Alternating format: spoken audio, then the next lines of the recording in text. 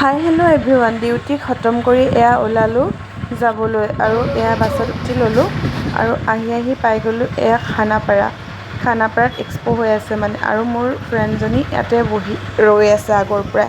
বৰষুণটো দিয়াৰ কাৰণে মোৰ অলপ দেৰি হ'ল, আহি পাই গ'লোঁ। আৰু এইপিনে ভিতৰলৈ সোমাই আহিলোঁ, তাই বকি আছে। হাই মৰম টিকলি, কি খবৰ? হাই কৈ দিয়া কেনেকুৱা প'জ দিছে চোৱা।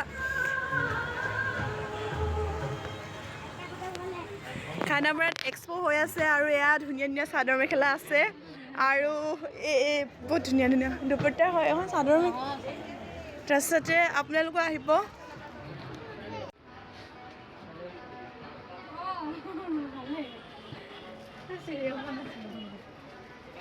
আৰু যিহেতু দুৰ্গা পূজা আহি আছে, ইয়াতে বহুত ধুনীয়া মেখেলা চাদৰ আছে আৰু জুৱেলাৰী আছে আৰু ইয়াতে এক্সট্ৰা লজাৰো আছে আৰু বহুত ধুনীয়া বস্তু ওলাইছে, জোতা যেনেকৈ।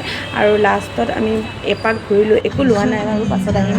7 ছেপ্টেম্বৰলৈকে আছে আৰু এনেকৈ গান গাই আছে। আজি তৃষ্ণা দেৱী অহা কথা আছিলে, বৰষুণৰ কাৰণে নাহিলে আৰু আমি দুইজনী এনেকৈ ম'ম' খালোঁ আৰু এনেকেই অকণমান গোটেইখন ফুৰি মেলি চাই মেলি আৰু গুচি আহিলোঁ ঘৰলৈ বুলি।